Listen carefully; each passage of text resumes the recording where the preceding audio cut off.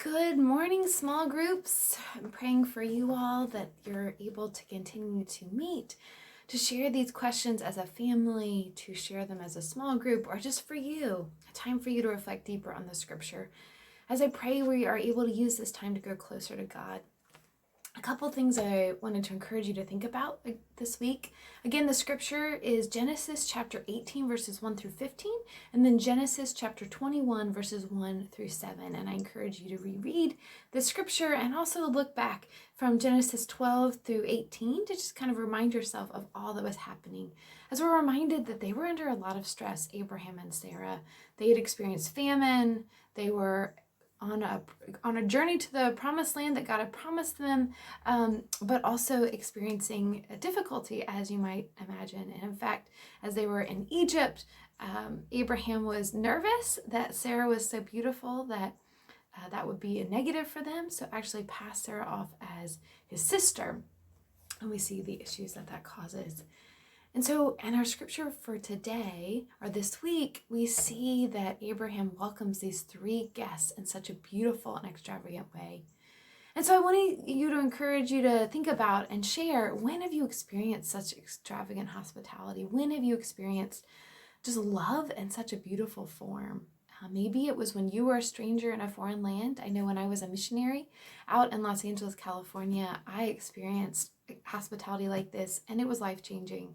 Here I was, someone who was homesick and unsure of myself, and to experience such love felt like a true blessing from God. It felt like God was there with me.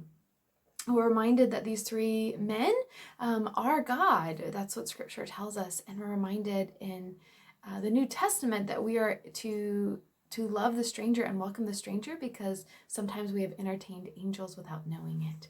And that powerful reminder. And a few other questions for you to think about. So we talked about barrenness. Sarah had experienced barrenness in her life. So when have you experienced barrenness in your life? Maybe it was the hope of a child, but maybe it was something else. Reminder, barrenness also means unproductivity and mentally unproductive. And then when have you experienced this? Maybe in the last several months, the last 3 months I know have been hard on all of us. And maybe like me, you've experienced barrenness and just feeling mentally unproductive. There are days when I work hard and yet feel like I have nothing to show at the end of the day. And maybe that's where you are as well. And then how can we provide this radical hospitality and treat others as if they are God? And friends, I wanted to share with you, this hit me this morning after the sermon, but one of the beauties of what we're able to provide to our guests on Wednesday night, as we provide the federal food, but also provide fresh food, is we have a new partnership thanks to Bobby Wilcox with Amazon Fresh. And so we get all the food that Amazon cannot deliver or was misdelivered or anything like that. We get to give that food out on Wednesday nights.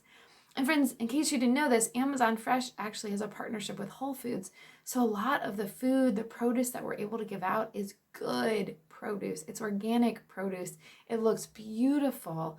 And so it feels like such a blessing that we get to give our guests the choice flour, the choice produce. It's not the stuff that's about to go bad, but it's the stuff that many of us, myself included, cannot even usually afford at the grocery store. So this is what we're able to provide for our guests. And I pray that they feel it as extravagant hospitality.